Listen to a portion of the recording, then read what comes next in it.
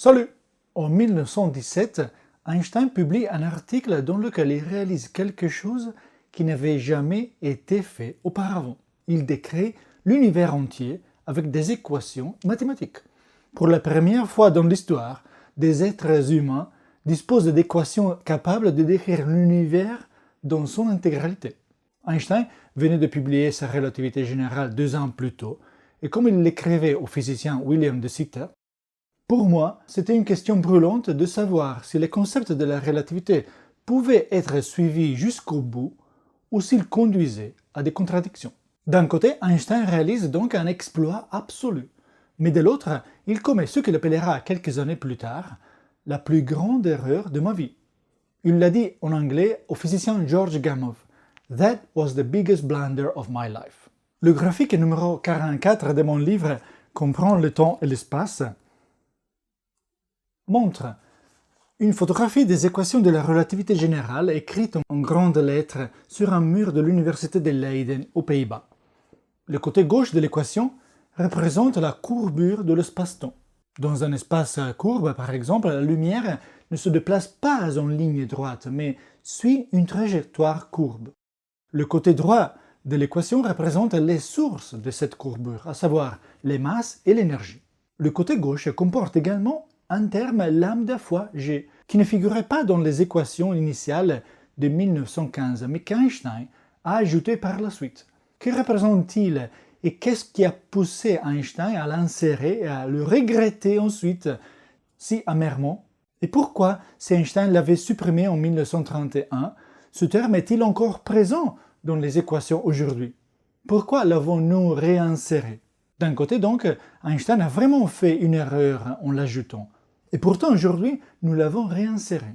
Aujourd'hui, nous faisons la lumière sur toutes ces questions. Je m'appelle Simone Baroni et je suis physicien. Si vous aimez la science, vous êtes au bon endroit. Je vous invite à vous abonner à ma chaîne de science.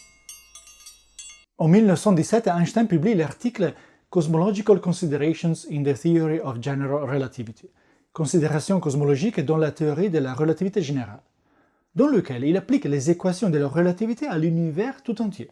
Ce faisant, Einstein poursuit deux objectifs principaux. Il s'agit là d'un point fondamental. 1. Tout d'abord, Einstein s'assure que ce que la relativité dit à propos de l'univers entier est compatible avec ce que l'on appelle le principe de Mach. Nous verrons dans un instant ce que cela signifie. Deuxièmement, Einstein décrit un univers statique, c'est-à-dire un univers qui ne change pas avec les temps, qui reste toujours le même. Par conséquent, un univers qui ne se dilate pas et ne se contracte pas, et dont la densité reste toujours la même au fil du temps. Vous vous demandez peut-être comment est-ce possible? Nous savons que l'univers est en expansion, mais il faut savoir qu'en 1915, de nombreux faits essentiels étaient encore inconnus. En 1915, on pensait encore que la Voie lactée était l'univers tout entier, alors qu'aujourd'hui nous savons qu'elle n'est qu'une des innombrables galaxies. En 1915, on ne savait pas que l'univers était en expansion. Toutes ces découvertes ont été faites entre 1920 et 1930. C'est pourquoi Einstein pense que la solution de ces équations doit être un univers statique. Il y croit tellement qu'au lieu de voir ce que disent les équations, Einstein affirme que l'univers est statique. Comme nous le verrons, cela a été sa plus grande erreur. Si seulement il n'avait pas été obsédé par la nature statique de l'univers, Einstein aurait prédit l'expansion de l'univers en 1915, 14 ans avant la découverte expérimentale de Hubble. Einstein, déjà considéré comme un génie absolu en 1919, lorsque Eddington a confirmé expérimentalement que la lumière est courbée par la présence de masse, serait devenu une idole encore plus fascinante s'il avait également prédit l'expansion de l'univers. Qu'est-ce que le principe de Mach et pourquoi Einstein voulait-il le défendre à tout prix? Le principe de Mach est un nom donné par Einstein à un principe destiné à rendre compte d'une idée du philosophe Ernst Mach. Ce principe de Mach a également été appelé relativité de l'inertie par Einstein. L'idée de Mach était que l'inertie d'un objet n'était pas une propriété intrinsèque de l'objet, mais qu'elle découlait de l'interaction avec toutes les autres masses de l'univers. Tout d'abord, qu'est-ce que l'inertie? Et deuxièmement, que voulait dire Mach et comment Einstein a-t-il ensuite intégré ce concept dans la relativité? Imaginez que vous étiez au supermarché et que vous voulez pousser un chariot de supermarché vide. Il est facile de le pousser, de le faire avancer plus vite ou de le tirer, de l'arrêter brusquement. Imaginez maintenant que vous remplissiez le chariot de pierres lourdes. Il sera alors beaucoup plus difficile de le pousser, de le faire avancer plus vite ou de le tirer jusqu'à ce qu'il s'arrête. Il sera plus difficile de le faire changer de vitesse. Et l'inertie est précisément la tendance des corps à résister à un changement de vitesse. Plus la masse d'un corps est importante, plus il résistera à un changement de vitesse. Cette inertie est donc mesurée par la masse, appelée masse inertielle. Selon Ernst Mach, l'inertie d'un corps est une propriété qui dépend de toutes les autres masses de l'univers. Ainsi, si l'on imagine un univers vide, dépourvu de masse, dans lequel il n'y aurait qu'un seul objet, celui-ci n'aurait pas d'inertie, selon ce point de vue de Mach. Einstein a pris ce concept à cœur à tel point qu'il semble avoir inspiré ses travaux sur la relativité.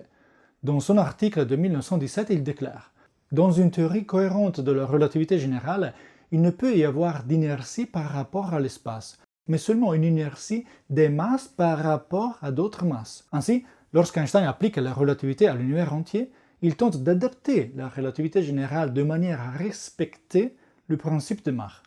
Cela l'amène à concevoir un univers sans bord. Prenez par exemple un ballon et gonflez-le.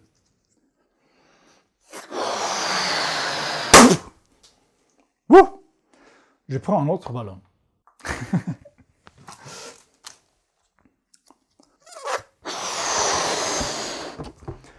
Un être vivant sur le ballon peut explorer toute la surface du ballon sans jamais rencontrer de bord, de frontière.